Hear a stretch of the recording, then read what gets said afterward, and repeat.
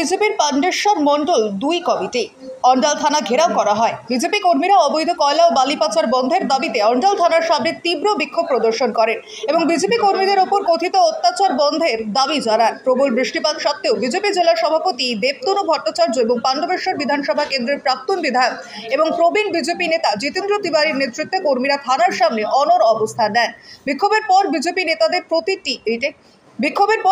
নেতাদের একটি প্রতিনিধি দল অন্ডাল থানার একটি স্মারকলিপি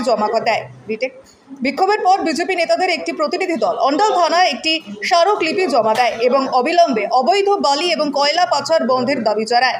বিজেপি সতর্ক করে দিয়েছে যে তাদের দাবি মেনে না নিলে ভবিষ্যতে আরও বড় আন্দোলন করা হবে।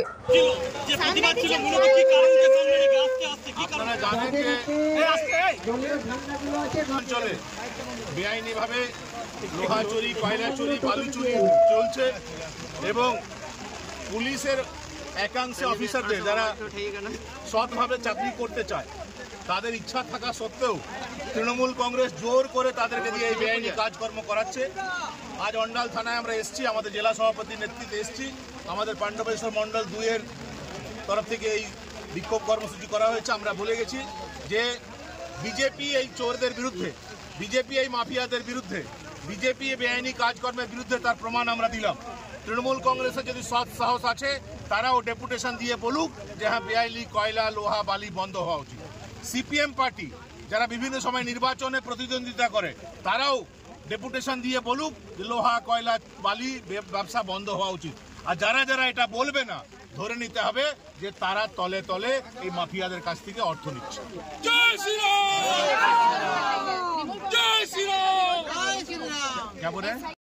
নিজেকে জিজ্ঞেস করুন সে শপথ কি আপনারা অক্ষরে অক্ষরে পালন করতে পারছেন? যদি না পারছেন তাহলে আমাদের এই ডেপুটেশনকে কাজে লাগিয়ে যখন তৃণমূল কংগ্রেসের নেতারা আপনাদেরকে ফোন করবে যে কয়লা চুরি চলতে দিতে হবে, বালি চুরি হবে, লোহা চুরি হবে, তখন আপনারা বলুন যে না বিজেপি বলেছে এটা চলতে দেব না, আমরা ওটা বন্ধ করতে চাই। এই সৎ সাহস যদি আছে তাহলে করে দেখুন কি হবে। যদি আধিকারিকরা বলেন যে হ্যাঁ এই বেআইনি কাজ আমি করতে দেবো না, কি হবে? 6 মাসের জন্য ট্রান্সফার হবে, 6 মাস ট্রান্সফার থাকবেন। কিন্তু এই সময় যারা সৎ সাহস দেখাবেন যে পুলিশ অফিসাররা 2026 মে মাসের পর তারাই তো প্রকৃত পুলিশ অফিসার হিসেবে তাদেরকে আমরা ধরে নেব, তারাই তো শাসন ক্ষমতা তাদের হাতে থাকবে। সিদ্ধান্ত আপনাদেরকে নিতে হবে যে আগামী 6 মাস এই কয়লা চোর, লোহা চোর, বালি চোর তৃণমূল কংগ্রেসের দাসত্ব করবেন না সংবিধানে যে শপথ নিয়েছেন সে শপথ পালন করে বেআইনি কাজকর্ম বন্ধ করবেন।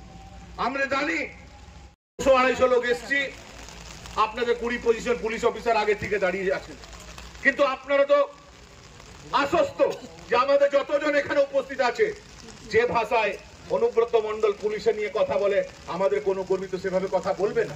আপনারা তো শিওর আমরা তো অত নিচে নামতে পারবো না, এটা ওই ধরনের কথাবার্তা আমাদের উচিতে বাদে।